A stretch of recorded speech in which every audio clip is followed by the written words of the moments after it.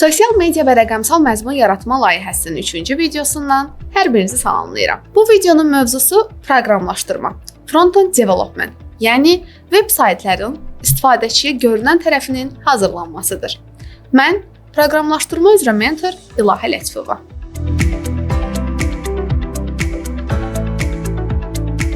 Rəqəmsal dünya artıq həyatımızın demək olar ki, bütün sahələrinə təsir edir. Təhsil sahəsində distant dərslər, onlayn kurslar, elektron kitabxanalar geniş yayılıb. Biznesdə elektron ticarət, onlayn ödəniş sistemləri, rəqəmsal marketinq artıq ənənəvi üsulları arxa plana keçirib. Səhiyyədə telemedisina, elektron reseptlər, onlayn müayinə xidmətləri insanların həyatını xeyli asanlaşdırıb. Əyləncə sektorunda isə istər musiqi, istər film, istərsə də oyun platformaları ilə demək olar ki, hər kəs gündəlik ünsiyyətini rəqəmsal cihazlar, rəqəmsal platformalar üzərindən qurur. Bütün bu dəyişikliklər göstərir ki, rəqəmsal bacarıqlar bugün sadəcə əlavə üstünlük deyil, həm də əsas tələbatdır. Və bu bacarıqların mərkəzində proqramlaşdırma dayanır. Siz istər bu rəqəmsallıqdan istifadə edə, istərsə də onun yaradıcısına çevrilə bilərsiniz. Bugün isə biz sizə necə front-end developer olaraq yaradıcılığa çevrilə biləcəyinizdən danışacağıq. Nədir front-end proqramlaşdırma? Proqramlaşdırma dünyası çox genişdir. Mobil tətbiqlər, oyun inkişafı, süni intellekt, back-end sistemlər. Amma başlanğıc üçün ən məntiqli addımlardan biri də məhz front-end developmentdir. Bunun bir neçə səbəbi var. İlkin səbəb dərhal nəticə görmək üçün yazdığınız kodun nəticəsini birbaşa brauzerdə görə bilirsiniz. Bu, motivasiyanı artırır.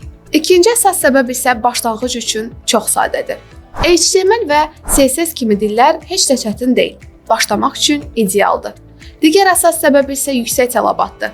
Bütün şirkətlərin tətbiq və saytlara ehtiyacı demək olar ki, front-end mütəxəssisləri olan tələbatı artırır. Kreativlik imkanları, dizayn, rənglər, animasiyalar, istifadəçi təcrübəsi, bunlar hər biri front-end sahəsini seçmək üçün əsas səbəb. Məsələn, gündəlik istifadə etdiyiniz Instagram, Facebook, YouTube kimi platformalarda hər bir düymənin, menyunun, rəngin arxasında məhz front-end proqramçılar dayanır.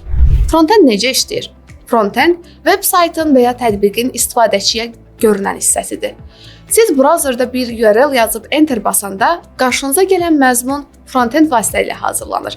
Bura düymələr, şəkillər, mətnlər, video oyunçular, menyular, hətta animasiyalar daxildir. Front-end inkişafında əsasən 3 əsas sütun dayanır. İlk HTML, ikinci CSS və üçüncü olaraq JavaScript. Gündəlik olaraq girdiyiniz bütün saytların strukturu məhz HTML vasitəsilə yaradılır. Görə biləcəyiniz hər növ dizayn və rənglər CSS və oradakı bütün aktivliklər isə məhz JavaScript vasitəsilə yaradılır. Məsələn, bir saytda dark mode seçmə edəndə və səbətə məhsul əlavə edəndə bu JavaScript vasitəsilə işləyir. Yaxşı, bəs hansı texnologiyalar öyrənilməlidir? Başlanğıc üçün mütləq HTML, CSS, JavaScript üçlüyünü öyrənmək lazımdır. Daha sonra isə müxtəlif kitabxana və frameworklərlə tanış olmaqla öz bacarıqlarınızı inkişaf etdirə bilərsiniz. Bunlara daxildir Bootstrap, sürətli və hazır dizayn elementlərini istifadə etmək üçün ondan istifadə edə bilərsiniz.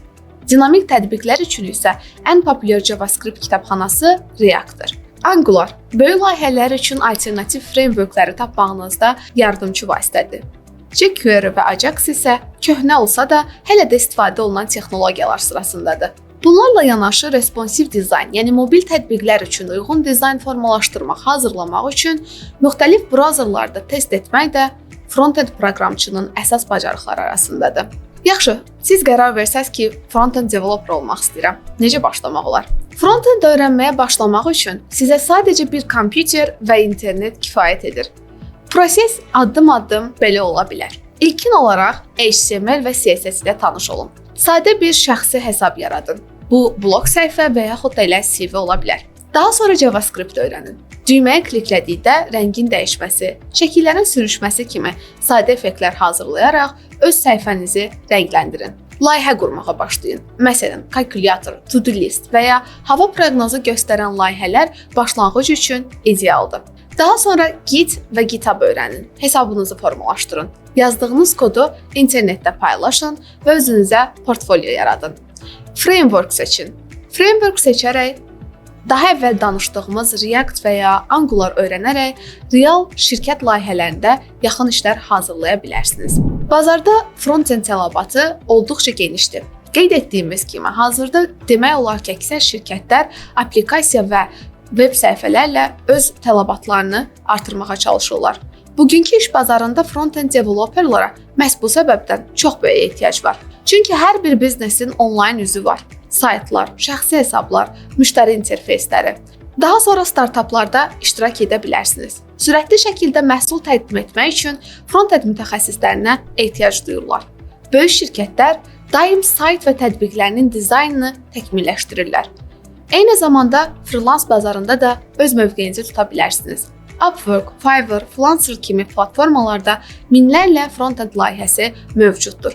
Tələbat yüksək olduğu üçün bazarda front-end developerlar üçün əmək haqqları da kifayət qədər yüksəkdir.